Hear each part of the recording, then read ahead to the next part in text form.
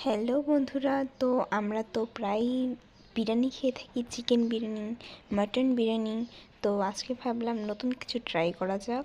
এর জন্য বানিয়ে ফেলেছিলাম ভেজ বিরিয়ানি। তো এর ভিতর দিয়েছিলাম পটল, তারপর আলু, তারপর গাজর, বিটরুট, এগুলো দিয়ে তারপরে আমি একটা বিরিয়ানি করেছিলাম। আসলে খেতে ভালোই হয়েছিল।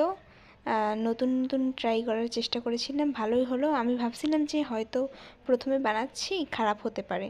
তারপরে দেখলাম যে না, টেস্ট ভেরি গুড। তো এর জন্য শেয়ার করলাম আপনাদের সাথে। আজকে যদি এর ভিতর যদি চিনি গুঁড়া চাল বা বাসমতি চাল দেওয়া যেত তাহলে খেতে খুব ভালো লাগতো। তাও আমি ঘরেরটা দিয়েছি, তাও খারাপ হয়নি। আপনারা বানিয়ে ঘরে খেয়ে দেখতে পারেন। যদি আমার এই ভিডিওটার রেসিপি চান তাহলে কমেন্টে বলতে পারেন। ধন্যবাদ।